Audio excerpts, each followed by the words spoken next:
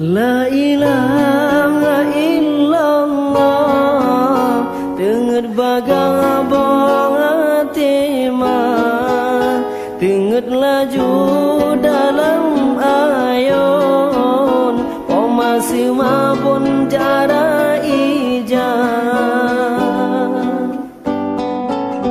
Allahu Allah, Allahu Rabbi, nyapu teh diri jang raya, ong teraya mak coba ber, najir tema ke ulama, alahai do kudo daidang, tengut rijang bong hati mah, bujro akai wateraya, mangat majo basikula.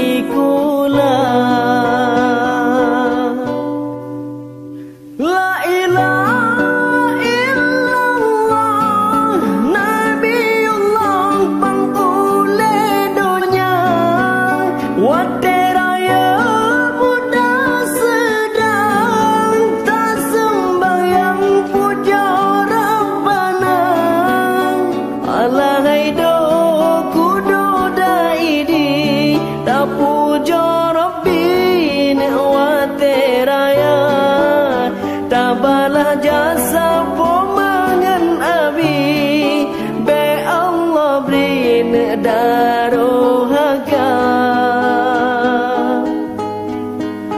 Alahai do kudo daidang, rukun Islam limang perkara, wajib kubur beta amaikan, perintah Tuhan beta gereja.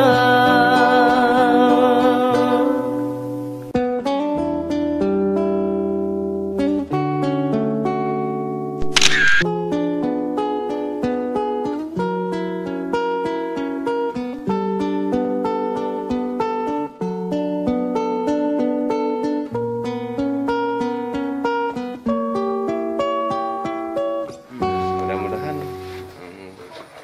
semuanya yang ada di Aceh Timur kita usahakan bisa untuk operasi. Cuman masyarakat ini kan tidak tahu persoalannya, bisa untuk dioperasi di rumah sakit. Dalam hal ini kita coba dengan orang PKH untuk turun ke desa-desa untuk melihat baik bibir sumbing, mata katarak, dan lain-lain. Termasuk kita lagi membasmikan penyakit kaki gajah. Insyaallah. Intinya Aceh Timur sehat. Ya.